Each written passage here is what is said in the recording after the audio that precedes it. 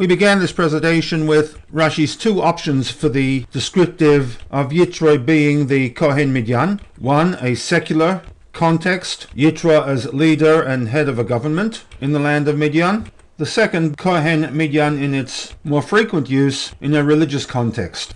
We noted that the inclusion of this descriptive, according to the first option, is quite understandable, in that he gave up positions of wealth and power to join Bnei Israel in the primitive environment of a desert, in order to be a participant, to be present at Matan Torah. The inclusion of Kohen Midyan as a religious leader would appear to be somewhat problematic. The fact that Yitro worshipped idols detracts from the thrust of the Perek in highlighting the positive traits of Yitro. And as a general rule, unless there's a need to do so, Torah is careful to not highlight negative traits about the individuals mentioned in the narratives. So the highlighting of Yitro as an idol worshipper was not warranted.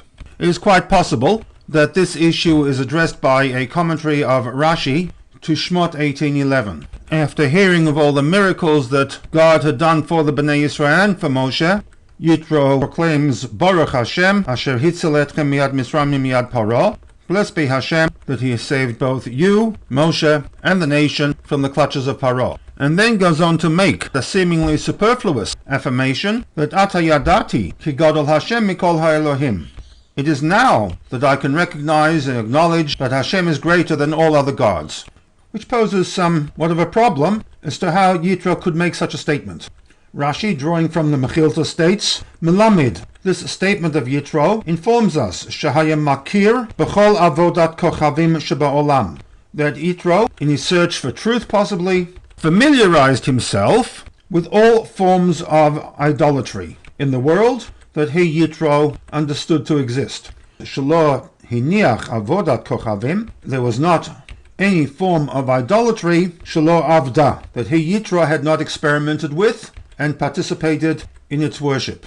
Accordingly, this reading of Rashi to the words Mikol HaElohim might justify what seems to be a negative descriptive of Yitro, the Kohen of Midyan. That Yitro was not a mere individual who worshipped man-made objects, but rather he was in a position to reject all forms of idolatry and accept monotheism.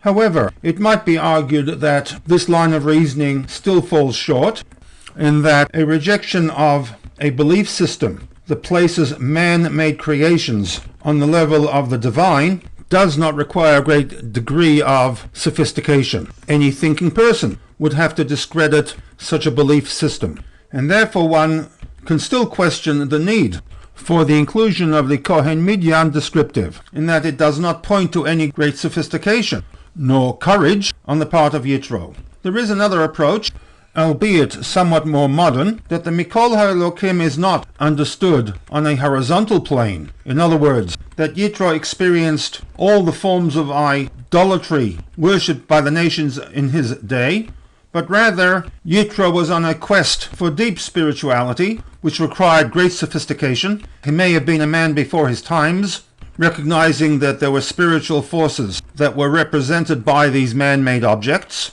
and he was on a quest for deep spirituality.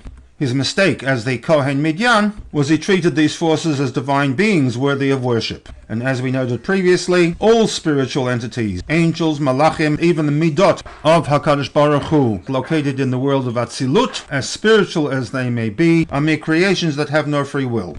As such, the inclusion of Yitro as Kohen Midyan has some justification. Firstly, on the secular level, he gave up the comfort of leadership and power, and secondly, he gave up or came to the recognition that the highest levels of spirituality were subservient to HaKadosh Baruch Hu, with his affirmation in Pasuk 11 of Ata yadati ki gadol Hashem mikol ha'elokim. With this, we may be in a position to appreciate the two comments made regarding Yitro.